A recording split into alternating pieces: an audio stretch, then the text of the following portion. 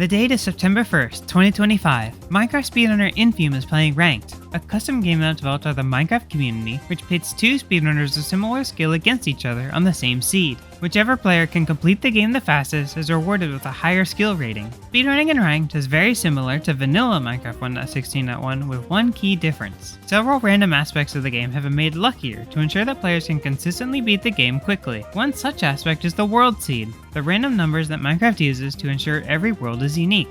Ranked uses a filtering system to ensure that every speedrun has enough structures and loot near the world spawn to allow the players to quickly enter the nether, which itself has also been filtered to ensure that there is a bastion and a fortress nearby. On this day, Infume queued into a match against a player named HDMI Cables on a ruined portal seed. Ruined portals are rare in normal speedrunning, but in Ranked it has an equal 20% chance to be selected as the 4 other seed types. Despite the equal odds, ruined portal seeds dominate the fastest ranked times every season for 2 reasons. It's the fastest structure for entering the nether, and it's the only structure that can contain a looting sword. The looting enchantment causes mobs to drop more items more often, which can save over a minute on killing blazes for their blaze rods, which is a huge time save for a speedrun that often takes under 10 minutes at the highest levels. This seed rolled a looting 2 sword, which Infume immediately sees and decides to push his pace, forgoing chopping down trees or finding food in the overworld. This is a very risky play as it leaves you without the ability to regenerate health and it prevents you from crafting a boat, which might protect you from fall damage through dangerous nether terrain. Keep in mind that only overworld trees can be crafted down into boats, not nether trees, and there's no guarantee that you'll be in a nether tree biome anyway.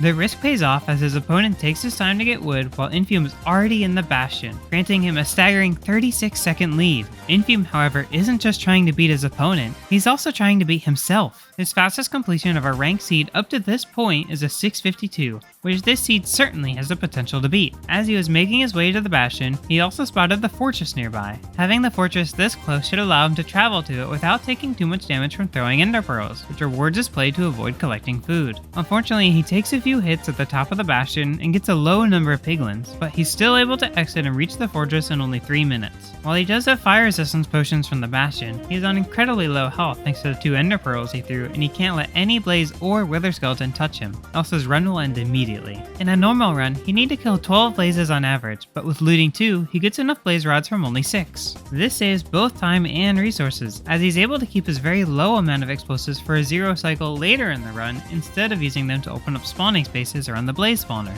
He locates the stronghold through his calculator and reaches it 21 seconds ahead of his opponent and 13 seconds ahead of his best time. He quickly navigates the stronghold to find the portal room while his opponent gets lost, leaving him to fight only himself. He enters the end 14 seconds ahead with his inventory considerably out of order, but nonetheless is able to perform his 0 cycle on the dragon with every last explosive he had, finishing with a new best time of 6 minutes 37 seconds. 2 months later, on October 31st, 2025, Infume queued into a match against a player named Retropog, who fortunately saved the clips for what we're about to see, on a ruined portal seed. However, this wasn't just any ruined portal seed. Oh shit. Have I played this overworld before? I've played this overworld before! What the fuck? This is my 637 against cables. This is the overworld. Wait, it's the same? This is the same fucking seed!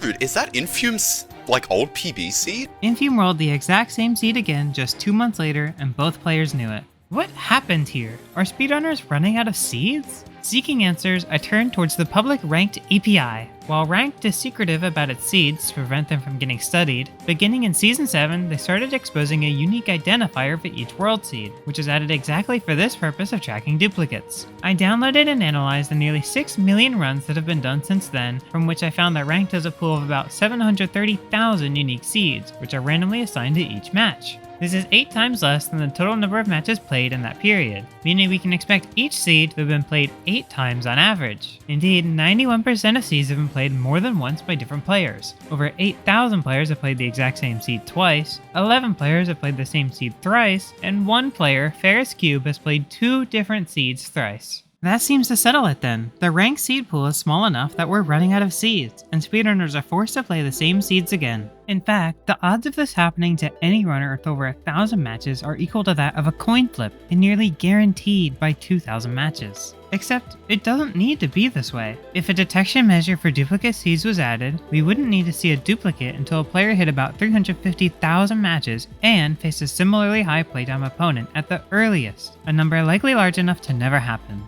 If it did, there's surely many more good seeds in Minecraft's vast pool of almost 300 trillion seeds that could be added. But exactly how many good seeds are there? To figure that out, I set out to write my own seed filter to figure out how many Minecraft seeds are good for speedrunning. I found a Java library by Captain Wutax, Neil, and other open source contributors that is created to find interesting loot tables, which is perfect for our needs. The software creates simple abstractions of many aspects of Minecraft's code across several versions of the game. While I was writing this video, seed finding YouTuber Chris actually just released a tutorial on how you can use these libraries to find good seeds all by yourself, so check that out if you're interested. Anyway, we can study the library code to learn a lot about how Minecraft generates its worlds. This custom filter I wrote looks for 4 of rank's 5 structure types, skipping villages as the library lacks support for more complex structures, and checks if they are able to generate in any of the regions around spawn. It first determines which chunk in the region, if any, the structure should attempt to generate in. It then gets the chunks biome from the biome manager, which is calculated using over 40 random noise generators layered on top of each other, which represent various aspects of the Minecraft world such as climate and erosion.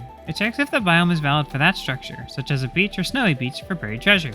Finally, generation of the structure can begin. Using a highly simplified version of the generation process that focuses just on accurately emulating the game's random numbers and loot tables, we can quickly extract the list of items assigned to all the chests in the structure. If the structure has at least 4 iron ingots and spawns within 50 blocks of the player's spawn, we add it to the list of viable overworld seeds. For more accuracy, there should be further checks here to ensure you can actually build another portal nearby, but we'll be skipping that for simplicity, and since it won't impact our math in the end. We can do a similar process to find viable nether seeds, searching for a bastion near the spawn and a fortress near the bastion. If we were just looking for good seeds, we could exploit the fact that structures use only part of the world seed to generate, and when we find a good seed, we could search across every variant of just that part of the seed to find even more good seeds that have the same structures but different biomes. However, my goal is to take a truly random sample of Minecraft seeds to figure out exactly what percent of them are good, so we'll stick to just random seeds today.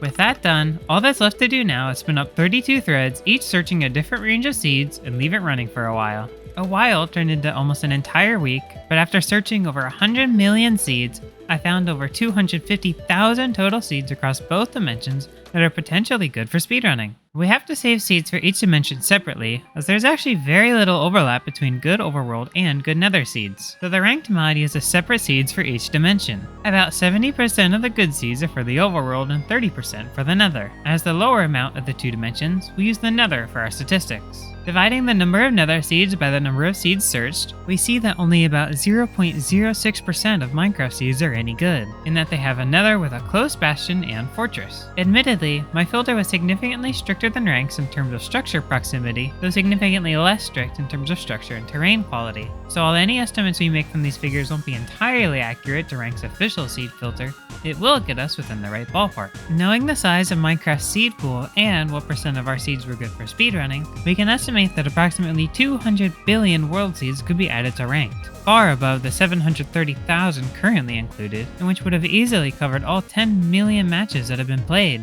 That seems to settle it then. Speedrunners aren't running out of seeds. But wait, would adding billions of seeds even be a good idea? It would help ensure that runners don't try to reroll for known good seeds when going for private room world record attempts, but that is a very unlikely risk, and I don't know of anyone intentionally aiming for that. Meanwhile, it would actually have a likely chance to reduce the quality of the game. At the start of every match, if you and your opponent can't find the structure, you can agree to change the seed. At the end of every match, you can vote on if you liked or disliked the seed. And if the seed is particularly bad, such as a corrupted or missing structure, you can even report the seed on the Discord.